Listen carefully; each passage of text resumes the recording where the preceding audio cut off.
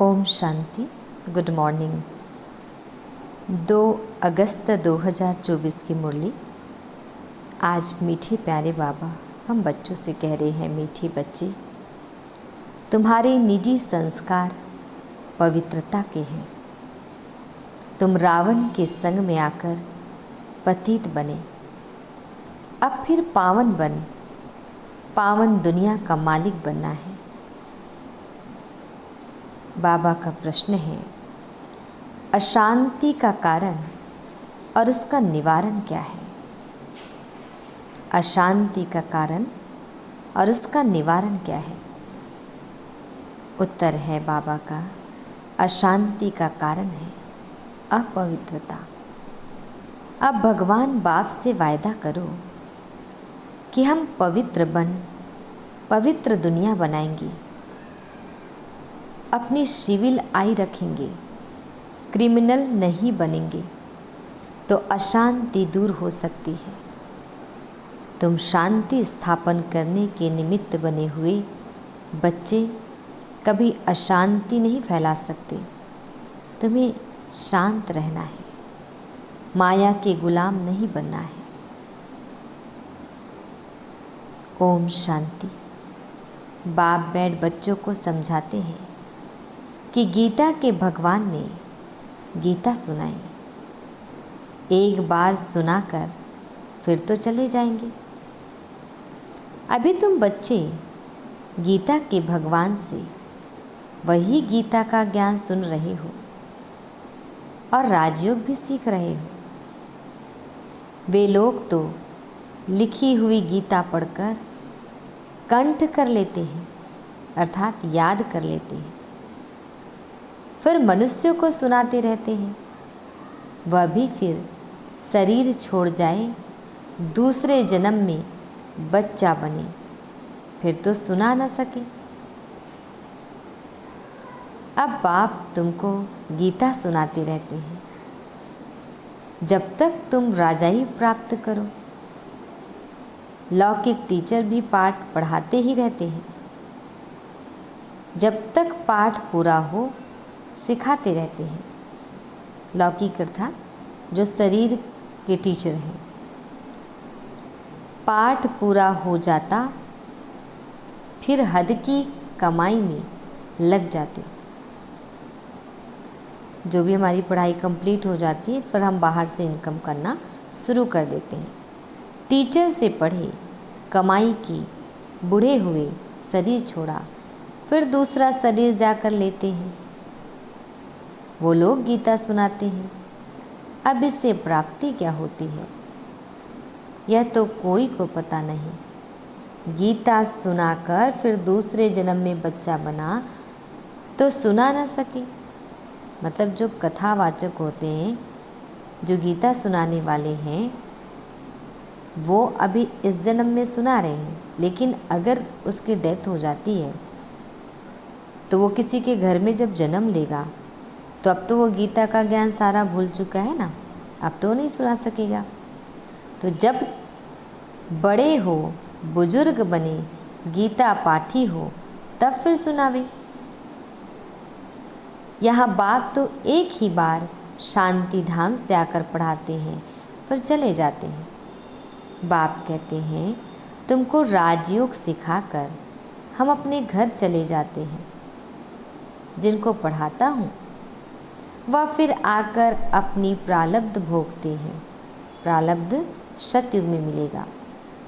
अपनी कमाई करते हैं, नंबरवार पुरुषार्थ अनुसार धारण कर फिर चले जाते हैं।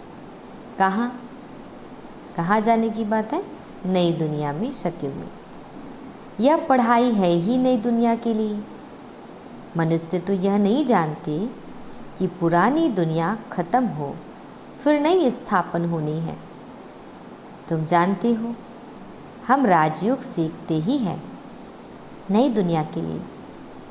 फिर न यह पुरानी दुनिया, न पुराना शरीर होगा। आत्मा तो अविनाशी है। आत्माएं पवित्र बन फिर पवित्र दुनिया में आती है। नई दुनिया में थी, जिसमें देवी देवताओं का राज्य था, जिसको स्वर्ग कहा जाता है।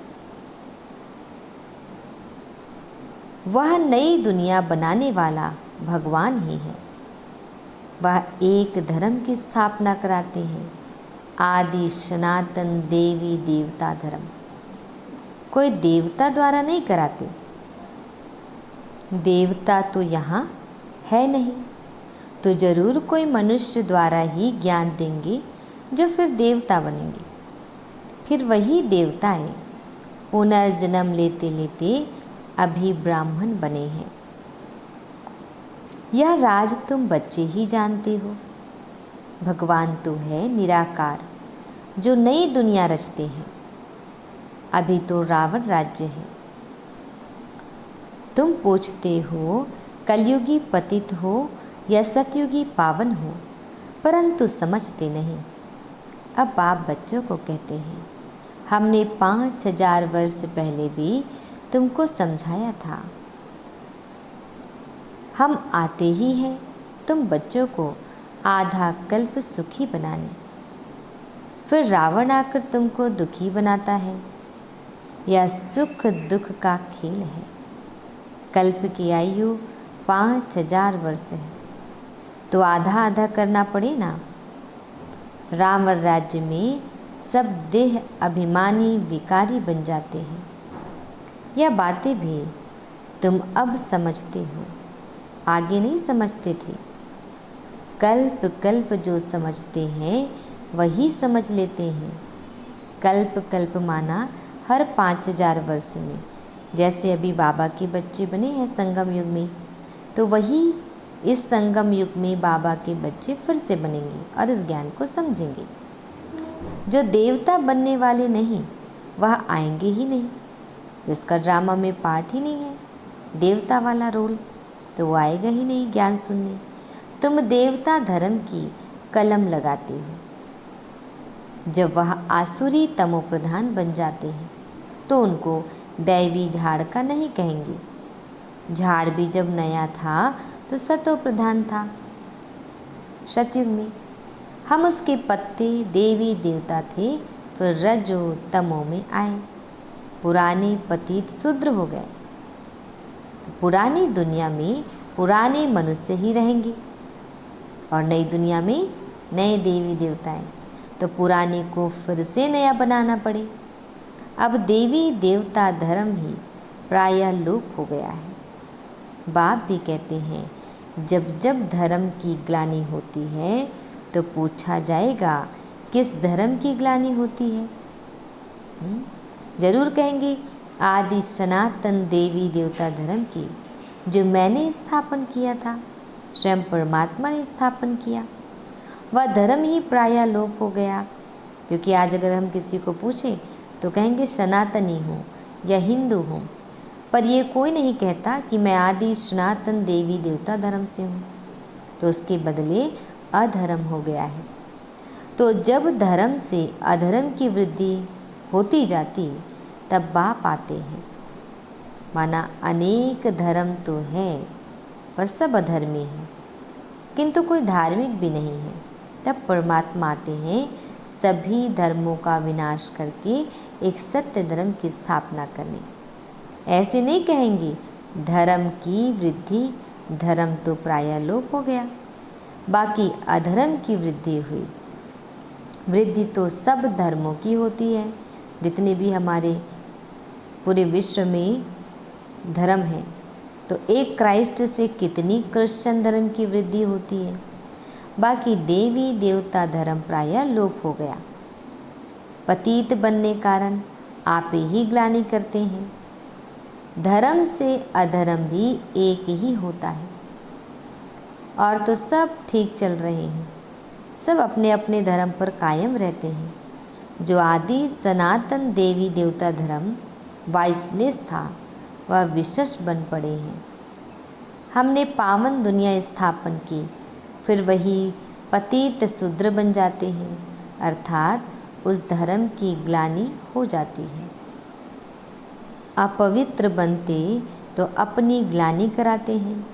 विकार में जाने से पतित बन जाते हैं। अपने को देवता कहला नहीं सकते हैं। स्वर्ग से बदल नर्क हो गया है। ये भारत पहले स्वर्ग था, अब नर्क हो गया है। तो कोई भी वाह वाह है नहीं, माना पावन नहीं है। तुम कितने छी पतित बन गए हो। बाप कहते हैं तुमको वाह वाह फूल बनाया, फिर रावण ने तुमको कांटा बना दिया। पावन से पतित बन गए हो। अपने धर्म की ही हालत देखनी है। पुकारते भी हैं कि हमारी हालत आकर देखो, हम कितने पतित बने हैं, फिर हमको पावन बनाओ। उस परमात्मा को बुलाते हैं। पतित से पावन बनाने बाप आते हैं, तो फिर पावन बनना चाहिए, औरों को भी बनाना चाहिए। हमने भगवान को बहुत पुकारा है 2500 वर्ष से, और परमात्मा जब इस धरा पर आ गए तो अब हमें पावन बनना चाहिए। तुम बच्चे अपने को देखते रहो कि हम सर्वगुण संपन्न बने हैं। खुद को चेक करनी है। हमारी चलन देवताओं मिसल है। दैवी दुनिया में जाने वाले हैं तो क्या हमारी चलन, हमारी आदतें, हमारे गुण देवताओं के जैसे हैं? देवताओं के राज्य में तो विश्व में शांति थी। अब फिर तुमको सिखलाने आया हूँ विश्व में शांति कैसे स्थापन हो। शांति के सागर बाप है ना, तो वही इस विश्व में शांति ला सकते हैं। तो तुमको भी शांति में रहना पड़े। शांत होने की युक्ति बताता हूँ कि मेरे को याद करो तो तुम शांत हो, शांति धाम में चले जाएंगे। बहुत सुंदर बाबा युक्ति क्या बता रहे हैं कि अगर हम बहुत बात करते हैं तो बेस्ट है, परमात्मा को याद करते रहेंगे तो शांत भी रहेंगे और सदा शांति धाम की याद आती रहेगी और जाने में भी आसान होगा। तो कोई बच्चे तो शांत रहकर औरों को भी शांति में रहना सिखलाते हैं, कोई अशांति कर देते हैं। खुद अशांत रहते हैं तो औरों को भी अशांत बना देते हैं। शांति का अर्थ नहीं समझते। यहाँ आते हैं शांति सीखने, पर यहाँ से जाते हैं तो अशांत हो जाते हैं। अशांति होती ही है अपवित्रता से। यहाँ आकर प्रतिज्ञा करते हैं बाबा हम आपका ही हूँ। मधुबन जाते हैं तो बाबा से प्रतिज्ञा करते हैं आपसे विश्व की बादशाही लेनी है। हम पवित्र रहकर फिर विश्व के मालिक जरूर बनेंगे। फिर घर में जाते हैं तो माया तूफान में ले आती है। मधुबन में जब तक हैं तब तक अच्छे अच्छे ख्याल आते हैं। घर जाते ही माया तूफान में ले आती है। युद्ध होती है ना विचारों के बीच। फिर माया के गुलाम बन पतित बनना चाहते हैं। अबलाओं पर अत्याचार वही करते हैं जो प्रतिज्ञा भी करते हैं हम पवित्र रहेंगे। फिर माया का वार होने से प्रतिज्ञा भूल जाते हैं। भगवान से प्रतिज्ञा की है कि हम पवित्र बन पवित्र दुनिया का वर्षा लेंगे। हम सिविलाई रखेंगे, अपने को दृष्टि नहीं रखेंगे, विकार में नहीं जाएंगे, क्रिमिनल दृष्टि छोड़ देंगे। फिर भी माया रावण से हार खा लेते हैं। तो जो निर्विकारी बनना चाहते हैं उनको तंग करते हैं। इसलिए कहा जाता है अबलाओं पर अत्याचार होते हैं। पुरुष तो बलवान होते हैं, स्त्री निर्बल होती है। लड़ाई आदि में भी पुरुष जाते हैं क्योंकि बलवान है। स्त्री नाजुक होती है, उनका कर्तव्य ही अलग है। वह घर संभालती है, बच्चे पैदा कर उनकी पालना करती है। यह भी बाप समझाते हैं वहाँ होता ही है एक बच्चा, सो भी विकार का नाम नहीं। यहाँ तो सन्यासी भी कभी कभी कह देते हैं कि एक बच्चा तो ज़रूर होना चाहिए। क्रिमिनल आई वाले ठग ऐसी शिक्षा देते हैं। अब बाप कहते हैं इस समय के बच्चे क्या काम के होंगे, जबकि विनाश सामने खड़ा है। सब खत्म हो जाएंगे। मैं आया ही हूँ पुरानी दुनिया का विनाश करने। वह हुई सन्यासियों की बात। उन्हों को तो विनाश की बात का मालूम ही नहीं। तुमको बेहद का बाप समझाते हैं, अब विनाश होना है। तुम्हारे बच्चे वारिस बन नहीं सकेंगे। तुम समझते हो हमारे कुल की निशानी रहे, परंतु पतित दुनिया की कोई निशानी रहेगी नहीं। तुम समझते हो पावन दुनिया के थे। मनुष्य भी याद करते हैं, क्योंकि पावन दुनिया होकर गई है, जिसको स्वर्ग कहा जाता है। परंतु अब तमो प्रधान होने कारण समझ नहीं सकते हैं। उन्हों की दृष्टि ही क्रिमिनल है। इसको कहा जाता है धर्म की ग्लानि।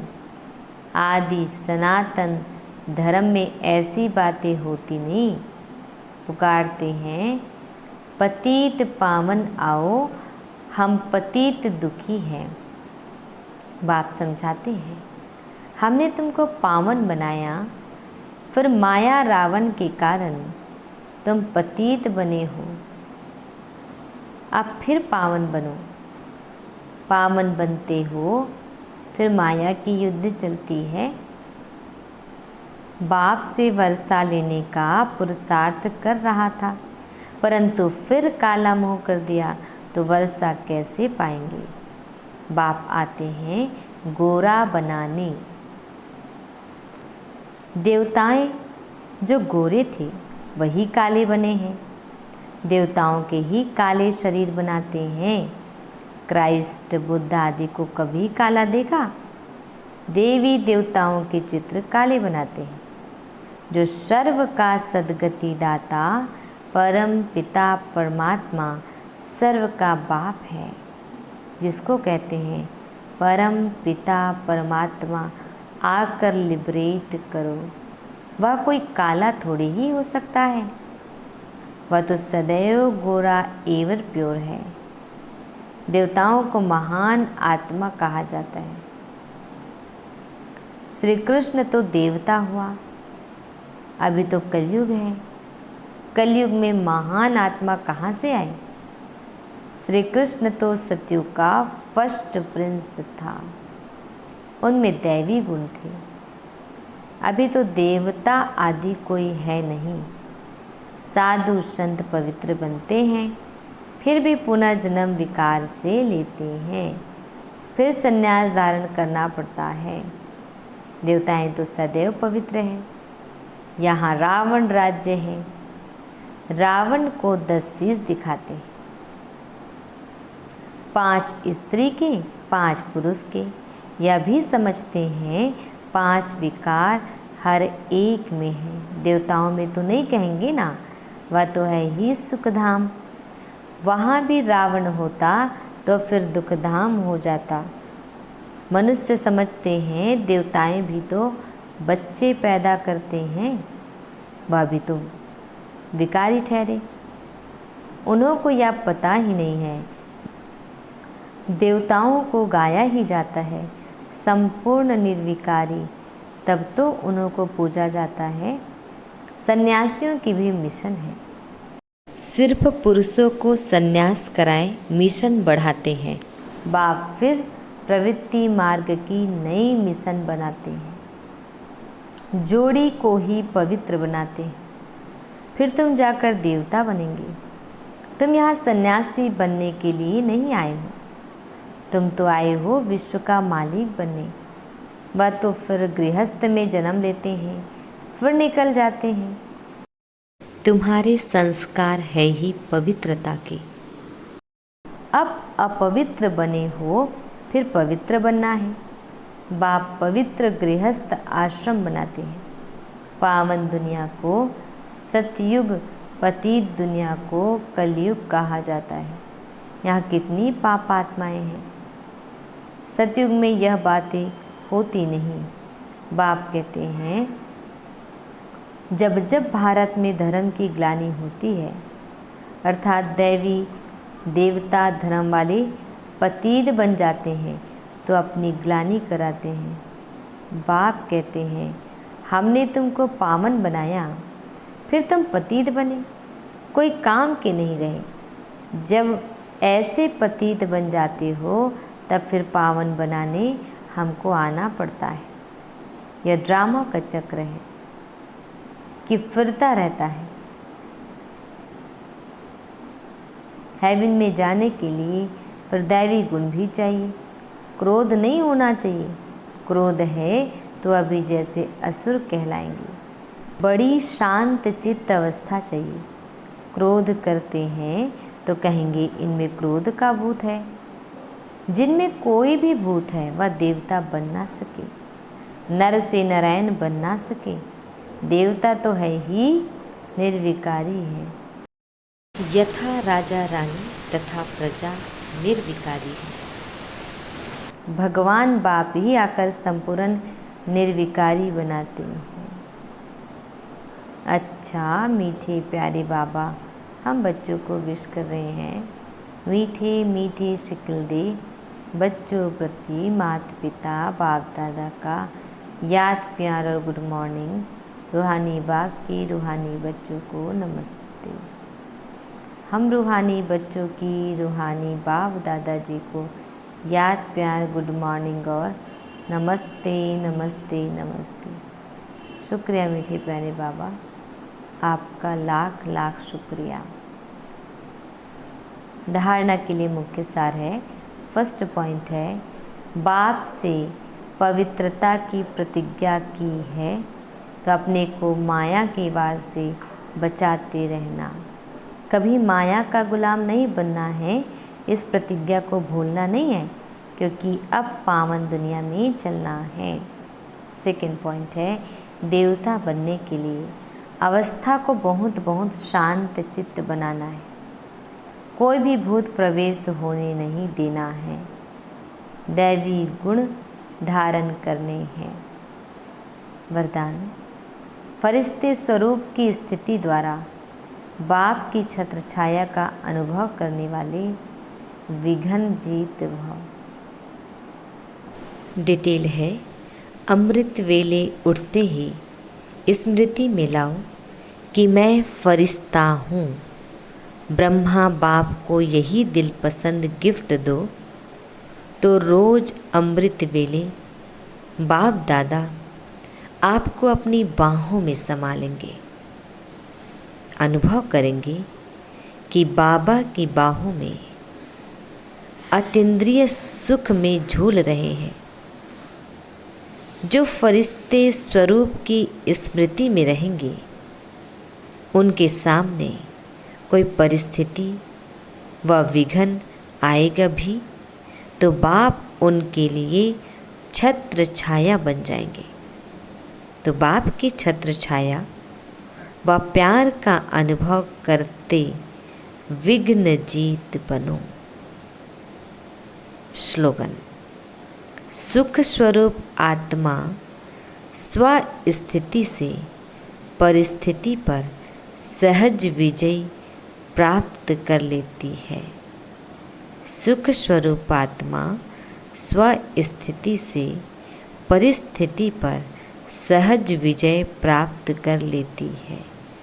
ओम शांति।